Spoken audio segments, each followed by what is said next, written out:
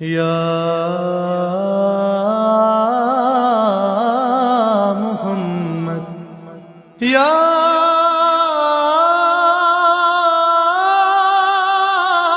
محمد یا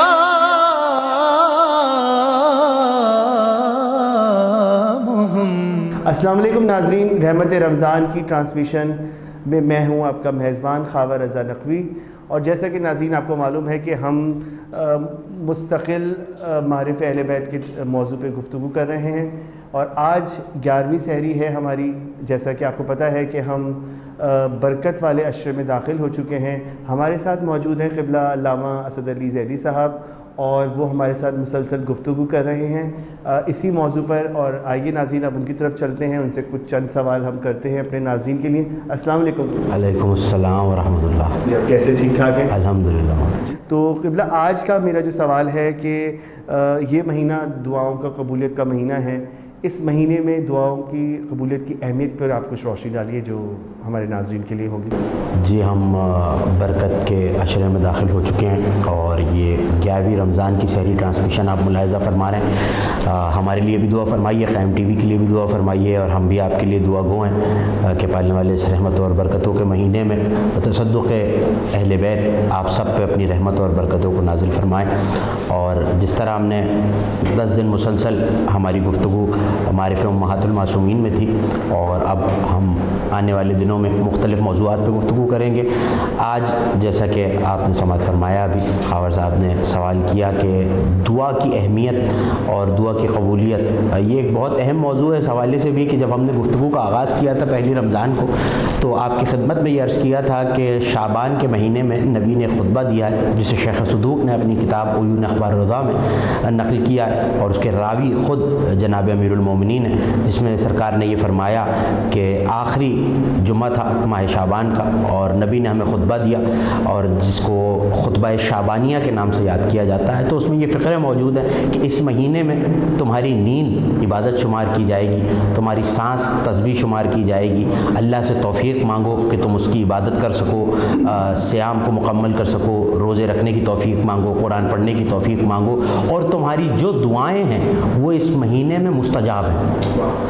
تو ویسے ہی یہ دعاؤں کی قبولیت کا مہینہ ہے، اور رحمتوں اور برکتوں کے اور اجابت کے در کھلے ہوئے ہیں۔ لیکن یہ سوال کہ دعا کس طرح مانگی جائے، اور اس میں ضمنی سوال کئی پیدا ہوتے ہیں، لوگوں کی دعائیں رد ہو جاتی ہیں، اور مومنین یہ شکایت کرتے ہیں کہ ہم دعا مانگتے ہیں اور دعا پوری نہیں ہوتی۔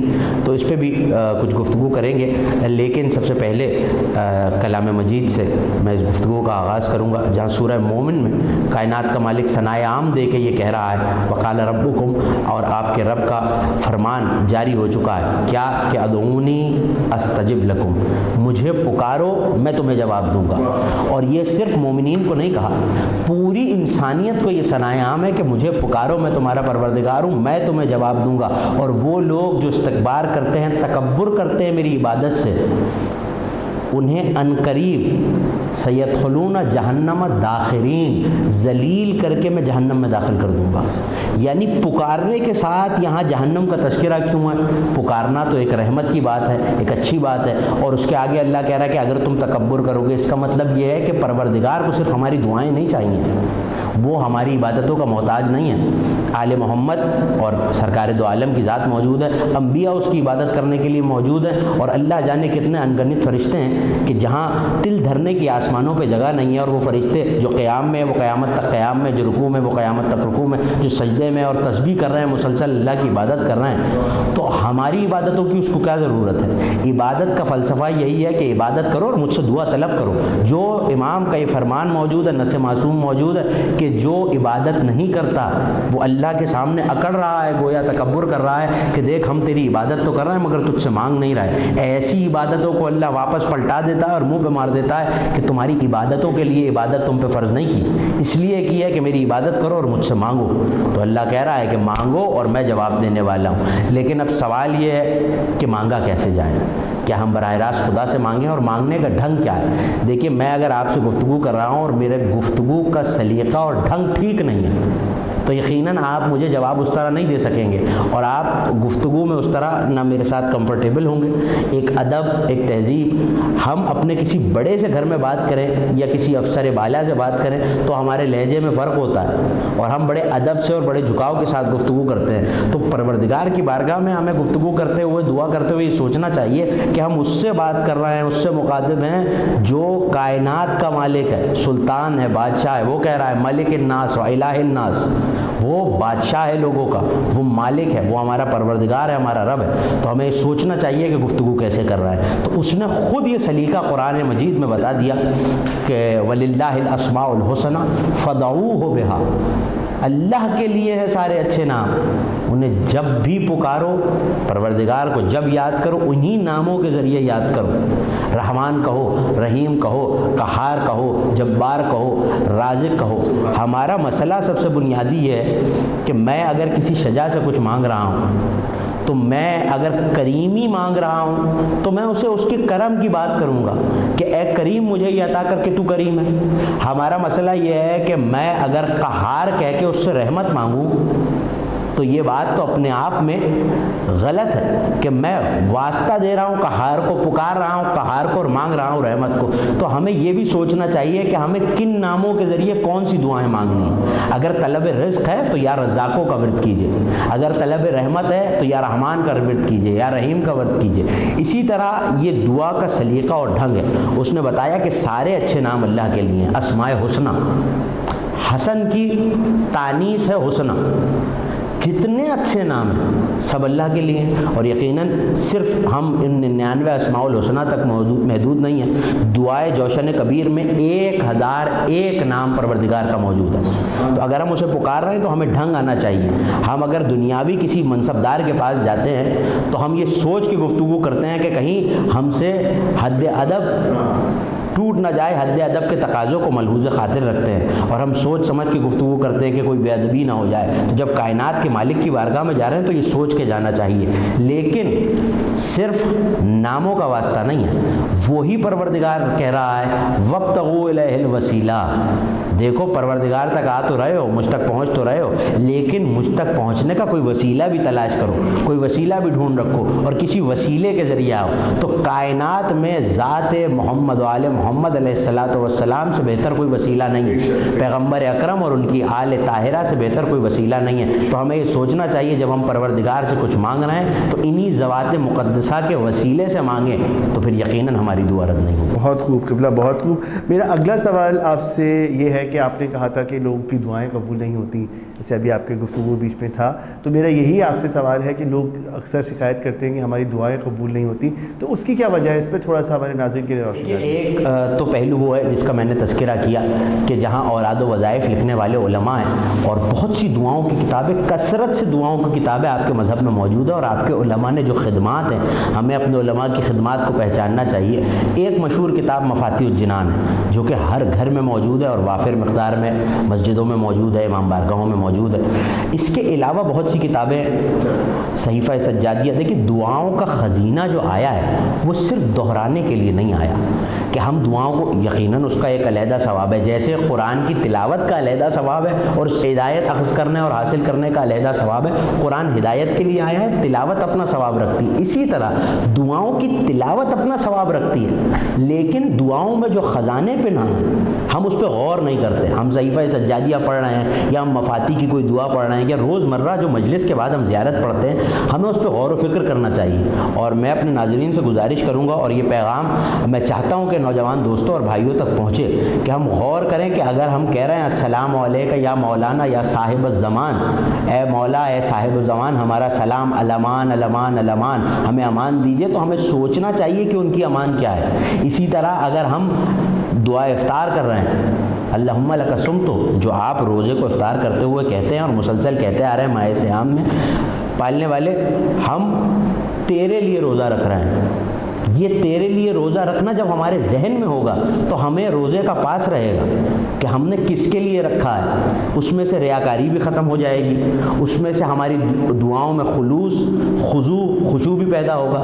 تو اسی طرح یہ دعائیں صرف تلاوت کے لیے نہیں ہیں، یہ بہت سے معارف اہل بیت یہ ہے جو یہ دعائیں سمجھاتی ہیں، زیارتیں سمجھاتی ہیں۔ اگر صرف مفاتی جو آپ کے گھروں میں، کتابیں تو بہت سی ہیں، سید علی بن طاؤس کی بلد الامین ہے، مصباح کفامی ہے، اور جمال الاسبوع ہے، محج الدعوات ہے، بہت سی کتابیں ادعیہ اور دعاؤں کی اور زیارات کی موجود ہیں، لیکن مفاتی ایسی جامع کتاب ہے اور اس کو ایسی توفیقات ملی جو گھر گھر موجود ہے، اور کوئی یہ نہیں کہہ سکتا ہمارے پاس دعائیں نہیں ہیں۔ ہر روزے کی، ہر ماہ سیام کے ہر روز کی دعا وارد ہوئی ہے، آپ ان دعاؤں کو تلاوت کیجئے، ان کے ذریعے توسل کیجئے۔ اب دوسری بات یہ کہ قبول کیوں نہیں ہوتی، تو امام صادق آل محمد علیہ السلام نے فرمایا کہ لوگوں کی دعائیں اکثر قبول اس لیے نہیں ہوتی کہ وہ پہچانتے نہیں ہیں وہ مانگ کس سے رہے ہیں، یعنی انہیں معرفت خداوند ہی نہیں ہے۔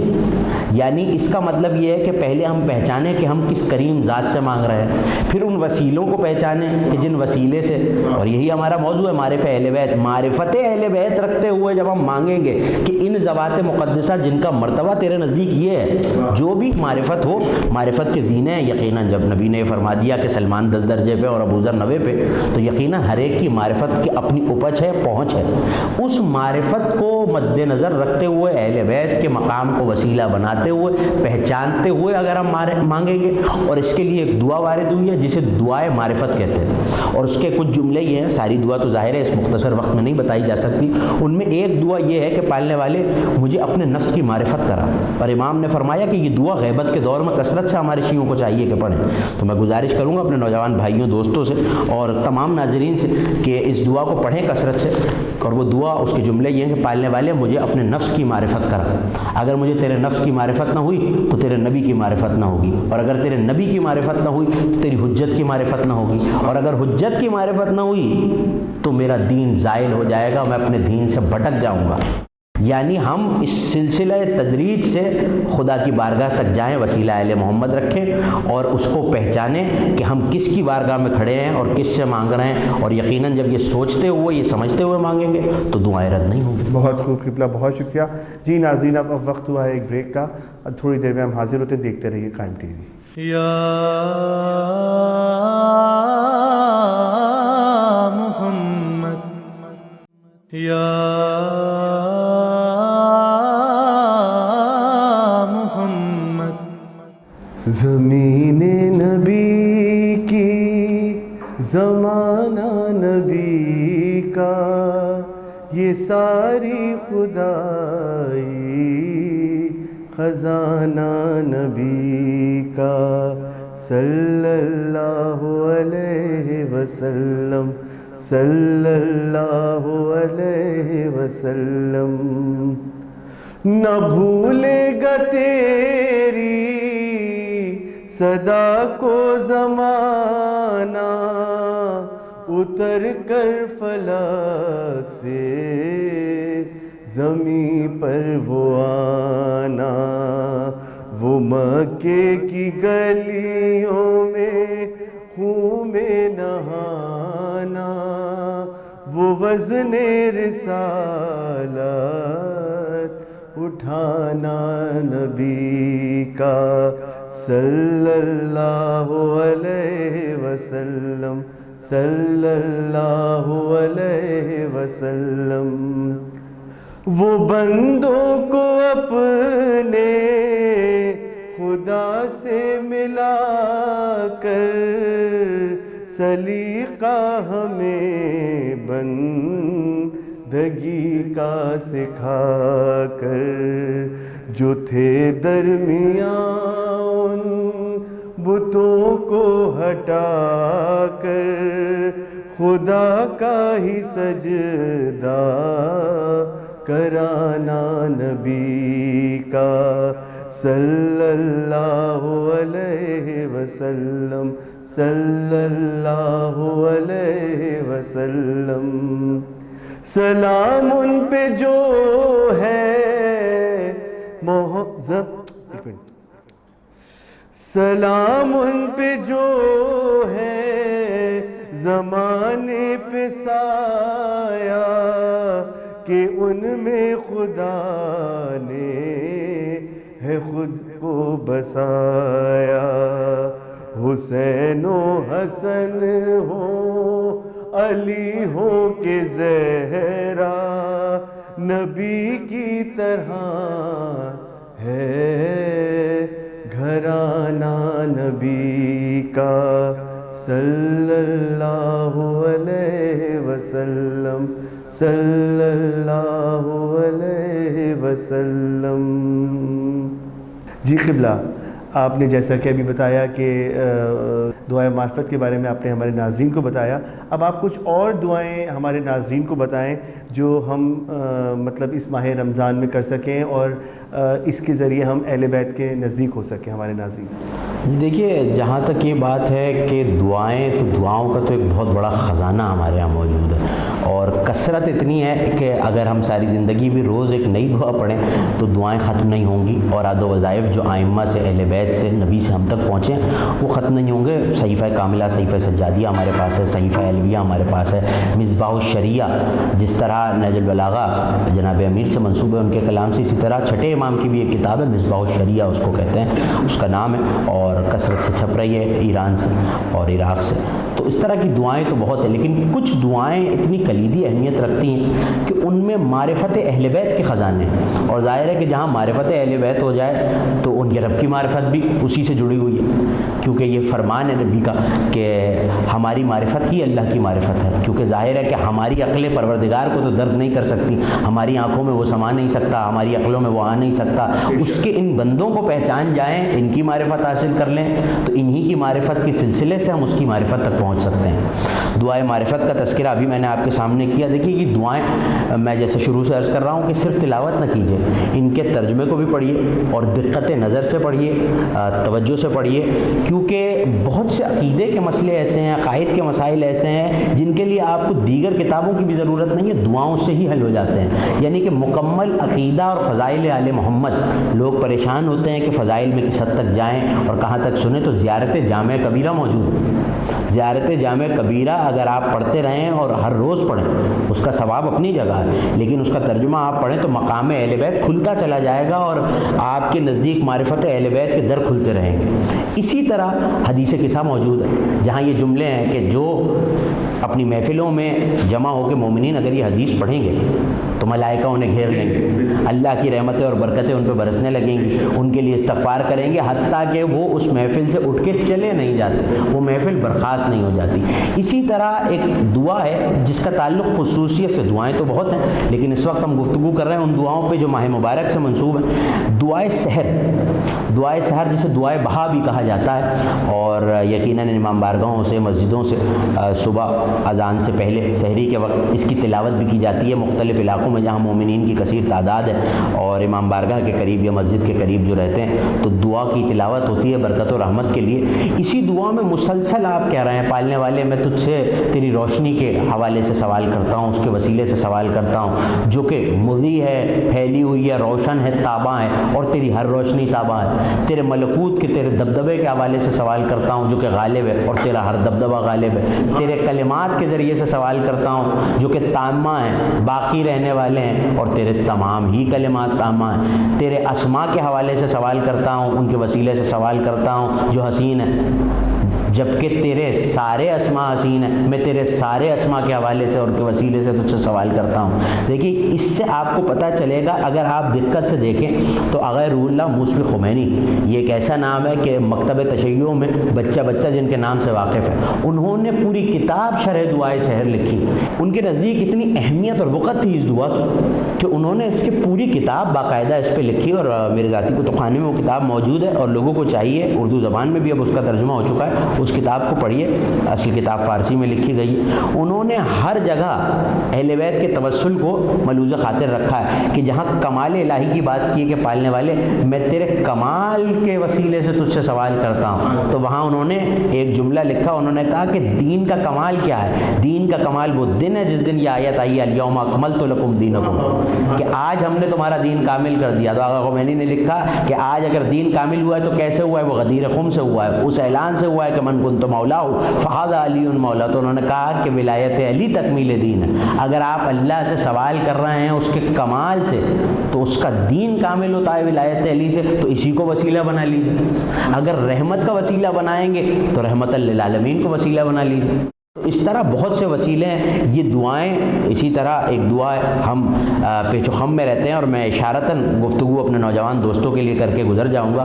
बहुत सी दुआएं हैं और उस पर बहस है कि हम लोगों से कैसा रवैया रखें, फ़लाँ से कैसा रवैया रखें, या उनके बारे में क्या अक़ीदा रखना चाहिए। तो इसी तरह दुआए सलमी कुरैश भी है। ये अक़ीदे की उलझनों को सुलझाने के लिए दुआएँ आई हैं। आप उसका तर्जुमा पढ़िए तो आपको पता चल जाएगा कि कुछ चीज़ों के बारे में हमें क्या एतक़ाद रखना है। दुआए सलमी कुरैश पढ़ें तो ये चीज़ें आपके सामने खुल जाएंगी। इसी तरह की एक दुआ है जिसे आखिर में मैं ज़रूर अपने नौजवान भाइयों दोस्तों को पहुंचाना चाहता हूं, और हमारे बुज़ुर्ग उनसे दुआओं का तालिब हूं कि हमारे लिए कायम टीवी के लिए भी दुआ फरमाएं और हम भी उनके लिए दुआ गो हैं। तमाम मोमिनीन और मोमिनात को खुदा महफूज रखे इन्हीं अय्याम के सदक़े में। वो दुआ दुआउल एतक़ाद है। देखिए, आमाल महफूज रखना आसान है क्योंकि उसका ताल्लुक़ हमारे ज़ाहिरी बदन से है, लेकिन आमाल भी कबूल तब होते हैं जब रूह ताहिर व मुताहर हो, रूह पाक हो, खुलूस हो, खुशू हो, खुजू हो। और वो आएगा कैसे? तो मैं अर्ज़ कर चुका कि मारिफत अहले बैत, हुज्जत खुदा की पैरवी जब तक करते रहेंगे हमारे एतक़ाद ठीक रहेगा, क्योंकि एतक़ाद के बुनियाद पर इबादतें हैं। तो ये वो दुआ है जिसे मेरे और आपके सातवें इमाम मूसा काज़िम अलैहिस्सलातु वस्सलाम ने नक़ल किया, और इमाम ने फरमाया, मैं ज़मानत लेता हूँ अगर कोई ये दुआ पढ़ेगा, अगर कोई इस दुआ की तिलावत करता है, तो मैं उसके अक़ीदे का ज़ामिन हूँ कि पहाड़ तो अपनी जगह से हिल सकते हैं, वो अपने अक़ीदे से एक कदम भी पीछे हट नहीं सकता। उसी दुआ के कुछ, दुआ तो बहुत तवील है, मैंने इसीलिए हवाला दे दिया। वज़ाइफ़ की किताबों में, दुआओं की किताबों में दुआ नक़ल हुई है, और इसे, इसका तर्जुमा भी मुलाहिज़ा फरमाइए, इसे पढ़िए और इसके ज़रिए अपने अक़ीदों को महफूज बनाइए। इमाम नक़ल कर रहे हैं और इस दुआ का एक जुमला है, खुदा की हम्द व सना, नबी की नबूवत के इक़रार, जनाब अमीर की इमामत व विलायत के तज़किरे के बाद, आइम्मा के तज़किरे के बाद इमाम फरमा रहे हैं कि पालने वाले, इन्नी ला असिकु ब आमाली व इन ज़क़त व इन्नी ला राहु मुंजियतन व इन सोलहत। पालने वाले, ये जो मेरे आमाल हैं, जो मैं अमल कर रहा हूँ, तेरी इबादत कर रहा हूँ, रोज़ा रख रहा हूँ, नमाज़ पढ़ रहा हूँ, हज बजा ला रहा हूँ, ज़कात दे रहा हूँ, मैं इन्हें, इन्नी ला राहु मुंजियतन, मैं इन्हें काबिल निजात नहीं समझता, चाहे ये कितने ज़की क्यों ना हो। मुझे अपने अमाल पे भरोसा नहीं है। अब इसका क्या मतलब है?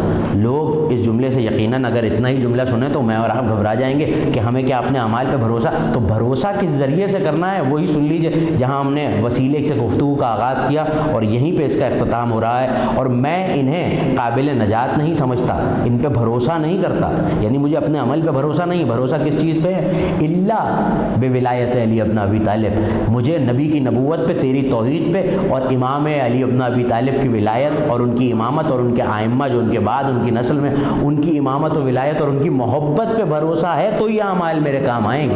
क्योंकि नबी की हदीस तरफ़ैन के उलमा ने लिखी कि अगर हुब्बे अहले बैत और हुब्बे अली ना हो तो खुदा इबादतों को कबूल नहीं करेगा। तो और दुआ बहुत तवील है, उसके जुमलों को, फ़िक्रों को आप पढ़ें। इमाम ने ताक़ीद की है, ये दुआओं का महीना है, दुआ करते रहिए, हमारे लिए भी दुआ फरमाइए और कोशिश कीजिए कि जितनी ज़्यादा रहमतें और बरकतें इस महीने के सदक़े में, इन दिनों के सदक़े में, इन बाबरकत रोज़ो शब में आप समेट सकें, उतने ज़्यादा आप कामयाब होंगे।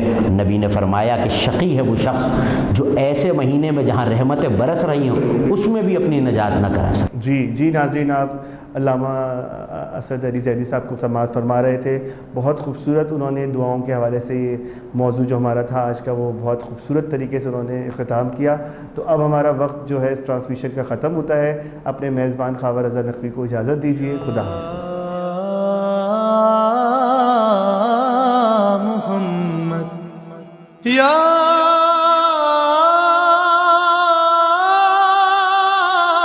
मोहम्मद या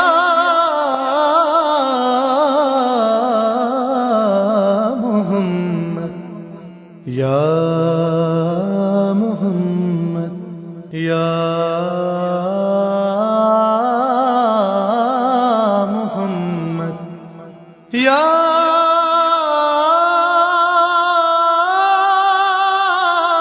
मोहम्मद या